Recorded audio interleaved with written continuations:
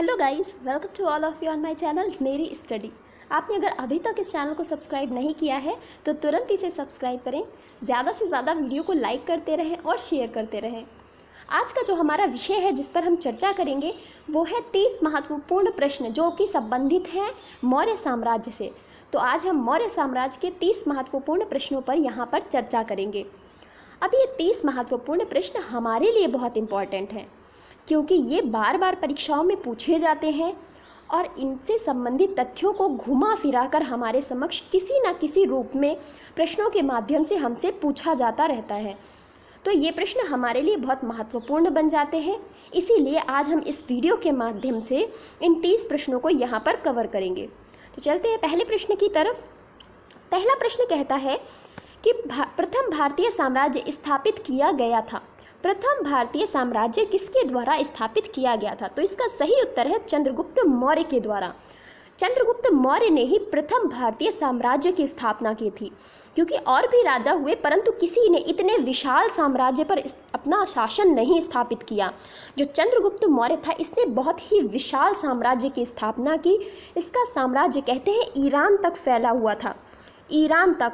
और इसकी गणना इतिहासकार महान शासकों में करते हैं, महान शासकों में।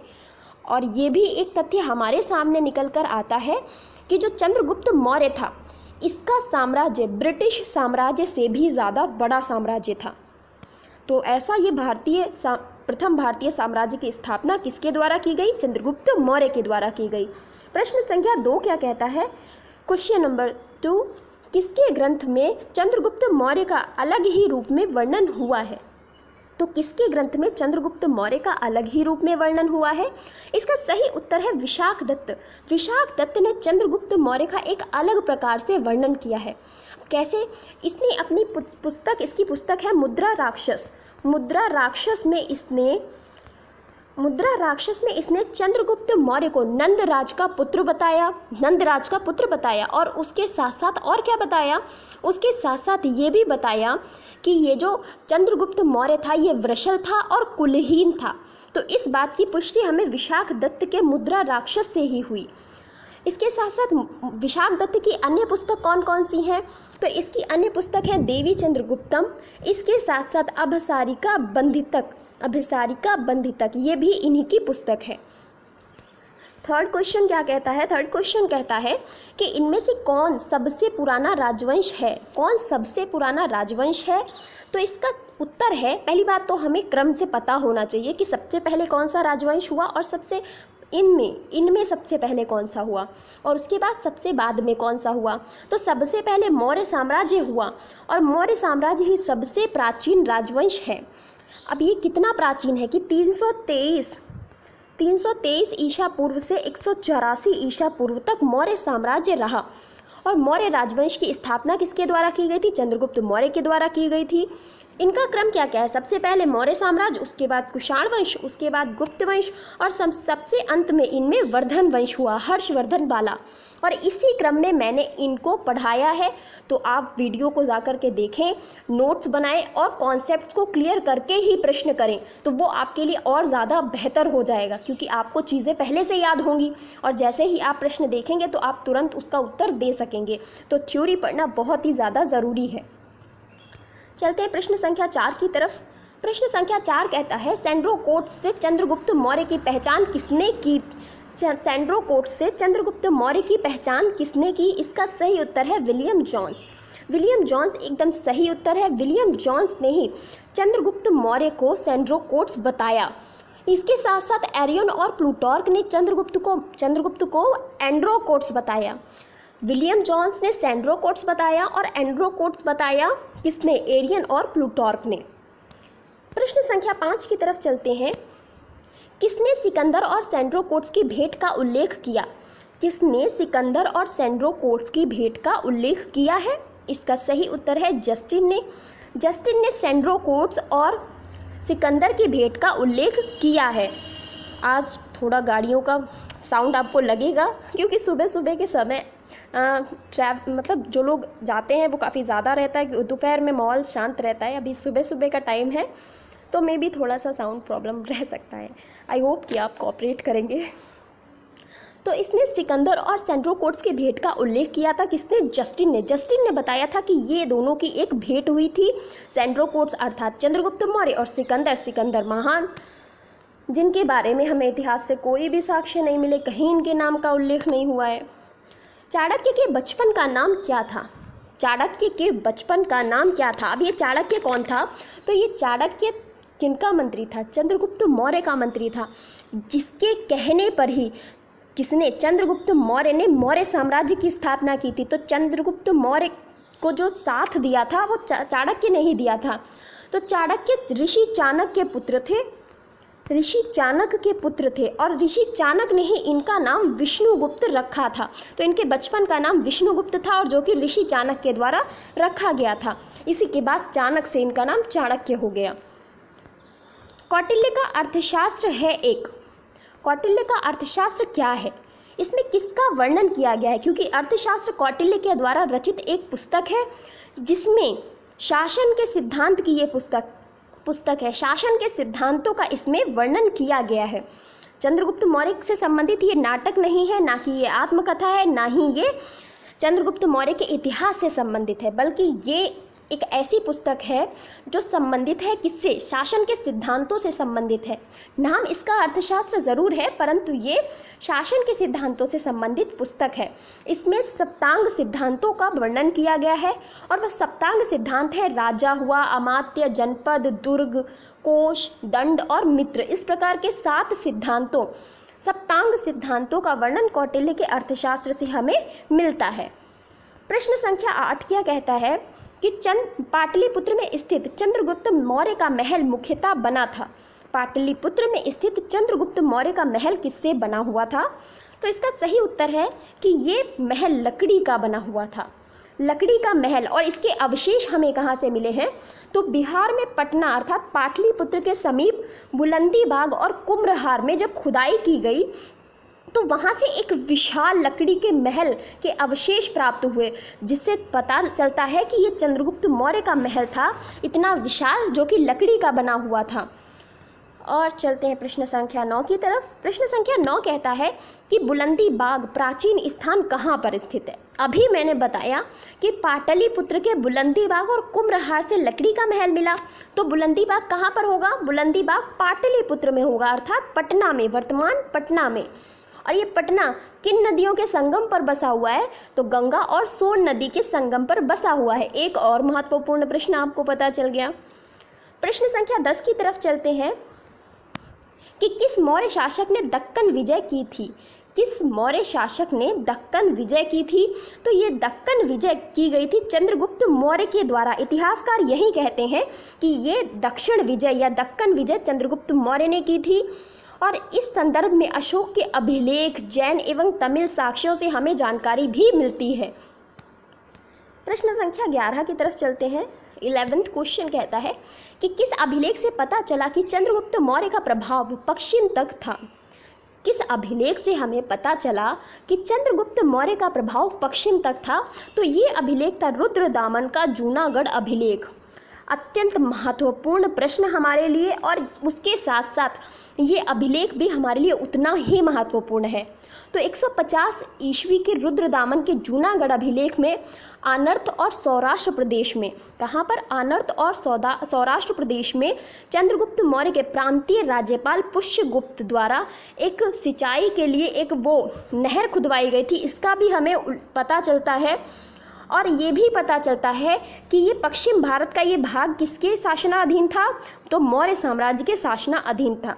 तो इनके प्रभाव का हमें पता रुद्रदामन के जूनागढ़ अभिलेख से चलता है, क्योंकि जो मौर्य साम्राज्य के अधीन एक प्रांतीय राज्यपाल था पुष्यगुप्त, उसने यहाँ पर एक बांध का निर्माण कराया था सिंचाई के लिए।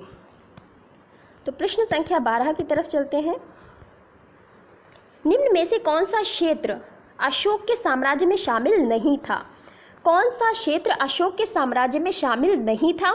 तो ये कौन सा क्षेत्र है? अफगानिस्तान का क्षेत्र अशोक के पास था, बिहार का क्षेत्र भी अशोक के शासनाधीन था। और वहीं बात करें कलिंग, तो कलिंग की तो उसने विजय स्वयं की थी, तो कलिंग भी उसके शासन में था। परंतु श्रीलंका की बात करें तो श्रीलंका उसके शासनाधीन नहीं था, उसके अर्थात अशोक के शासनाधीन श्रीलंका नहीं था। और श्रीलंका किसके शासनाधीन था? तो श्रीलंका में उस समय अन्य राजाओं का शासन चलता था, जहाँ पर अशोक ने बौद्ध प्रचार के लिए अपनी पुत्री और पुत्र को भेजा था। और अनुराधापुर नगर की भी स्थापना अशोक के द्वारा ही की गई थी। कहाँ पर? श्रीलंका में की गई थी।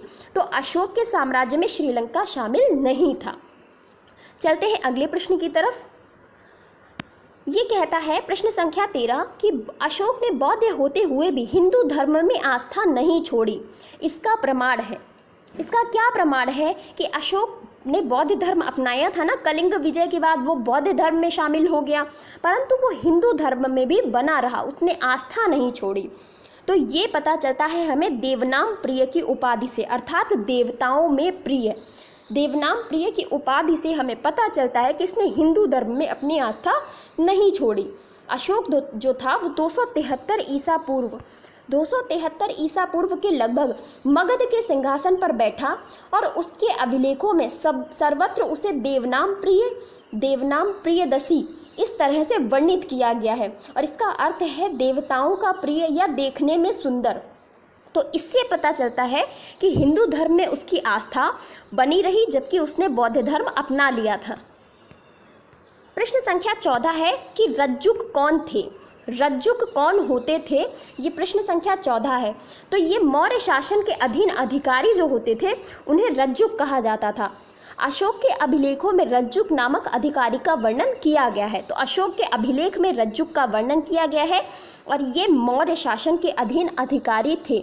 कहते हैं कि रज्जुकों की स्थिति आधुनिक जिला अधिकारी जैसी थी, जिसे राजस्व तथा न्याय दोनों क्षेत्रों में अधिकार प्राप्त थे। तो किसके? मौर्य साम्राज्य में रज्जुक मौर्य शासन में अधिकारी थे, जो कि जिला अधिकारी के समान थे। राजस्व और न्याय क्षेत्र में दोनों में इन्हें अधिकार प्राप्त थे। आशा कर रही हूँ कि आपको प्रश्न क्लियर हो रहे होंगे और समझ आ रहा होगा जो मैं आप तक पहुँचाना चाह रही हूँ। सातवाह किसे कहा जाता था? प्रश्न संख्या 15 कि सातवाह किसे कहते थे? तो ये सातवाह, जब मैंने मौर्य साम्राज्य पढ़ाया था वहाँ पर मैंने कुछ शब्दों को अलग से आपको पढ़ाया था, जिनका अर्थ मैंने कहा था रट लीजिए, ये पेपर में पूछा जाता है और ये क्वेश्चन बार बार एग्जाम्स में पूछा गया है कि सातवाह किसे कहते थे। तो व्यापारियों के काफिले को सातवाह कहा जाता था। व्यापारियों के काफिले को सातवाह कहा जाता था और इसका उल्लेख कौटिल्यकृत अर्थशास्त्र से भी हमें प्राप्त होता है कि अर्थशास्त्र में कौटिल्य ने भी इन सातवाहों का वर्णन किया है। इसके बाद प्रश्न संख्या 16 क्या कहता है? प्रश्न संख्या 16 की तरफ, निम्न में से किसे सर्वश्रेष्ठ स्तूप मानते हैं? अशोक के शासनकाल में कई स्तूप बनवाए गए, कई महत्वपूर्ण स्तूप भी हुए। उनमें सबसे महत्वपूर्ण स्तूप, सबसे सर्वश्रेष्ठ कौन सा है? तो वो है सांची का स्तूप। कहते हैं अशोक ने 84,000 स्तूपों का निर्माण करवाया था। 84,000 स्तूप, और जिन्हें पुष्यमित्र शुंग ने नष्ट करा दिया। पुष्यमित्र शुंग ने इन्हें नष्ट करा दिया। तो इस तरह के प्रमाण हमारे सामने निकल कर आते हैं। तो ये जो सांची का स्तूप है, स्थापत्य कला के दृष्टिकोण से सांची का स्तूप बहुत ही महत्वपूर्ण माना जाता है। और ये कहाँ पर स्थित है ये भी जानना ज़रूरी है। तो ये सांची मध्य प्रदेश के रायसेन जिले में, कहाँ पर? मध्य प्रदेश के रायसेन जिले में ये स्थित है। रायसेन जिले में, ये भी आप लिख लीजिए। जो प्रश्नों का मैं सार बताती हूँ ना, व्याख्या बताती हूँ, वो तो आपके लिए उससे भी ज़्यादा महत्वपूर्ण होती है।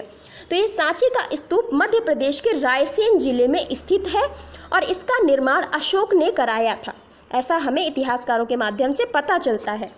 प्रश्न संख्या 17, अशोक के किस अभिलेख में खरोष्ट लिपि का प्रयोग किया गया है? अशोक के किस अभिलेख में खरोष्ट लिपि का प्रयोग किया गया है? तो ये अशोक का है शाहबाजगढ़ी का अभिलेख। शाहबाजगढ़ी के अभिलेख में अशोक ने खरोष्ट लिपि का प्रयोग किया है। और अशोक के जो अभिलेख है उसमें ब्राह्मी, खरोष्ट, आर्मेयिक और ग्रीक, इन लिपियों का अशोक ने प्रयोग किया है और ये भारत के अलग अलग क्षेत्रों से प्राप्त हुए हैं। समझ रहे हैं ना आप? अलग अलग क्षेत्रों से ये प्राप्त हुए हैं। अशोक का जो शाहबाजगढ़ी का अभिलेख है ये खरोष्ट लिपि का है, जबकि हम बात करें कालसी, गिरनार और मेरठ अभिलेख की, तो ये ब्राह्मी लिपि के लेख हैं। ब्राह्मी लिपि के लेख हैं। प्रश्न संख्या 18 क्या कहता है कि ब्राह्मी लिपि का प्रथम उद्वाचन किस पर उत्कीर्ण अक्षरों में किया गया है? ब्राह्मी लिपि का प्रथम उद्वाचन किस पर उत्कीर्ण अक्षरों से किया गया है? तो इसका सही उत्तर है पत्थर की पट्टियों पर। पत्थर की पट्टियों पर उत्कीर्ण अक्षरों से किया गया है। तो इसमें क्या होता है कि इस कार्य को संपादित करने वाले प्रथम विद्वान जो थे वो सर जेम्स प्रिंसेप थे।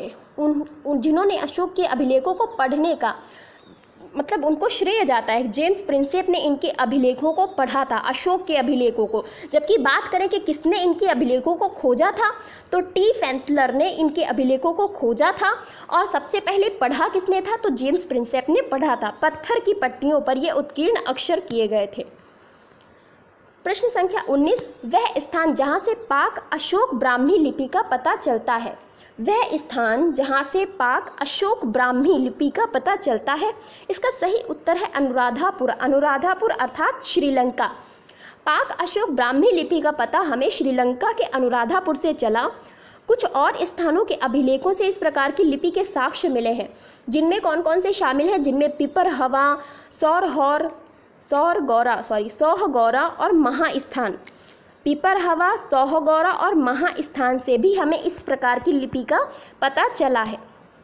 प्रश्न संख्या 20 क्या कहता है कि प्राचीन भारत में निम्नलिखित में से कौन सी एक लिपि दाईं ओर से बाईं ओर लिखी जाती थी? मोस्ट इम्पॉर्टेंट प्रश्न बहुत बार पूछा गया है कि कौन सी ऐसी लिपि थी जो दाईं ओर से बाईं ओर तक लिखी जाती थी। भाई हम लोग जो लिखते हैं वो इस तरह से लिखते हैं, बाईं ओर से दाईं ओर इस तरह से, परंतु ये जो लिपि थी ये दाईं ओर से बाईं ओर इस तरह से लिखी जाती थी। तो ये लिपि कौन सी थी? ये लिपि थी खरोष्ठी लिपि। शाहबाजगढ़ी का जो अभिलेख है इसी लिपि में लिखा हुआ था और ये दाईं ओर से बाईं ओर इस तरह से लिखी जाती थी। जो भी लिखने का इनका ढंग था वो दाईं ओर से बाईं ओर था। प्रश्न संख्या 21 क्या कहता है कि कौन सा कथन अशोक के प्रस्तरों स्तंभों के बारे में असत्य है? क्या इनके जो अभिलेख मिले हैं उनके बारे में गलत कहता है? तो इन पर ये जो अशोक के अभिलेख थे इन पर बढ़िया पॉलिश है, ये अखंड है, स्तंभों का शैफ्ट सुंडादार है, स्तंभों का शैफ्ट सुंडाकार है और ये स्थापत्य संरचना के भाग हैं।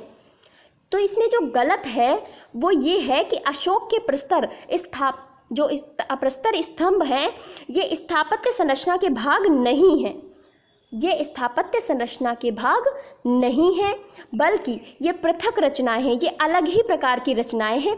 बाकी ये सही हैं कि ये इन पर बढ़िया पॉलिश है, ये अखंड है अर्थात टूटे हुए नहीं हैं, एक ही खंड से निर्मित किए गए हैं और स्तंभों का शैफ्ट सुंडाकार है। प्रश्न संख्या 22 कहता है कि अशोक का नाम किस अभिलेख में अशोक वर्णित है? अशोक का नाम किस अभिलेख में अशोक वर्णित है? तो इसका सही उत्तर है मास्की का लघु शिलालेख। मास्की का लघु शिलालेख जो है उसमें अशोक का नाम अशोक वर्णित है। अशोक के इतिहास में अभिलेख बहुत सारे प्राप्त हुए और उनमें अभी तक 40 से अधिक अभिलेख प्राप्त हो चुके हैं। 40 से अधिक अभिलेख मास्करी, गुर्जरा, नेतूर और उडेगोलम के लेखों में अशोक का नाम अशोक मिलता है। समझ रहे हैं ना? मास्की, गुर्जरा, नेतूर और उडेगोलम इन 4 अभिलेखों में अशोक का नाम अशोक वर्णित किया गया है। प्रश्न संख्या 23 की तरफ चलते हैं कि वह स्तंभ लेख जिसमें अशोक ने खुद को मगध का सम्राट बताया है।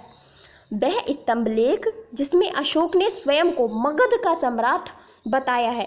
तो इसका सही उत्तर है भाब्रू स्तंभ। भाब्रू स्तंभ में अशोक ने स्वयं को मगध का सम्राट बताया है।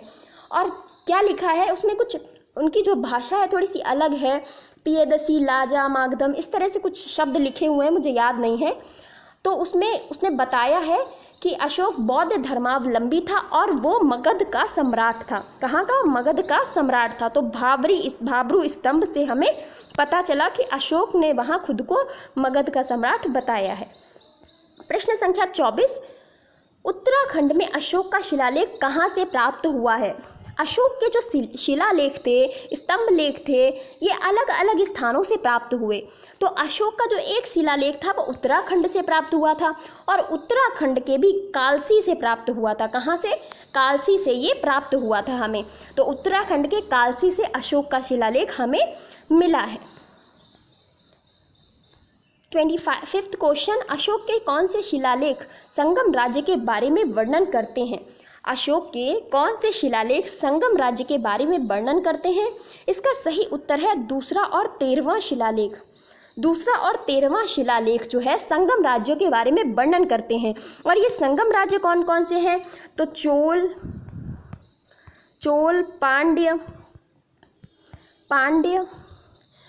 पांड्य, सत्यपुत्र और केरलपुत्र, इनका यही संगम राज्य थे जिनका वर्णन कहाँ किया गया है? जिनका वर्णन हमें दूसरे और 13वें शिलालेख में मिला है, जो कि अशोक के शिलालेख हैं। अर्थात जब अशोक शासन करता था तो ये साम्राज्य दक्षिण की ओर शासन कर रहे थे। 26वां क्वेश्चन, टॉलमी कहाँ का राजा था? टॉलमी कहाँ का राजा था? तो ये जो टॉलमी था ये मिस्र का राजा था।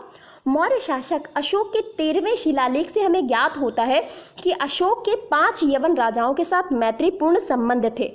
मैंने विस्तार पूर्वक ये वहाँ जो वीडियो मैंने व्याख्या करके आपको पढ़ाया है वहाँ मैंने बताया है कि 5 यवन राजाओं से इसके मैत्रीपूर्ण संबंध थे, और उन्हीं में ये टॉलमी शामिल था, और जो कि मिस्र का राजा था। कहाँ का राजा था?